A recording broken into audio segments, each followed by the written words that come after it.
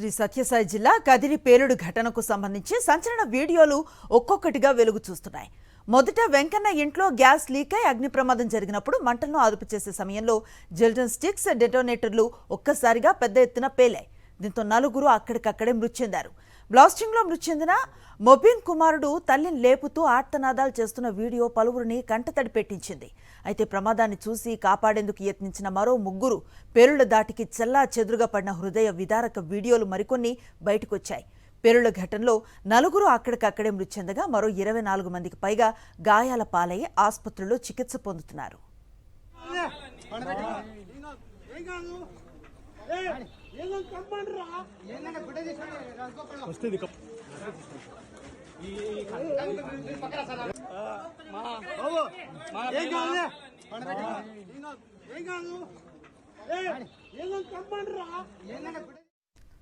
శ్రీ సత్యసాయి జిల్లా కదిరి పేలుడు ఘటనకు సంబంధించిన సంచలన వీడియోలు ఒక్కొక్కటిగా వెలుగు చూస్తున్నాయి. మొదట వెంకన్న ఇంట్లో గ్యాస్ లీక్ అయి అగ్ని ప్రమాదం జరిగినప్పుడు మంటలను అదుపు చేసే సమయంలో జెలటిన్ స్టిక్స్ డెటోనేటర్లు ఒక్కసారిగా పెద్ద ఎత్తున పేలాయి. దీంతో నలుగురు అక్కడికక్కడే మృతి చెందారు. బ్లాస్టింగ్లో మృతి చెందిన మొబిన్ కుమారుడు తల్లిని లేపుతూ ఆర్తనాదాలు చేస్తున్న వీడియో పలువురిని కంటతడి పెట్టించింది.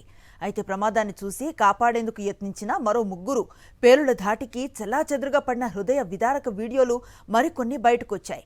పేలుళ్ల ఘటనలో నలుగురు అక్కడికక్కడే మృతి చెందగా మరో 24 మందికి గాయాలై ఆసుపత్రిలో చికిత్స పొందుతున్నారు.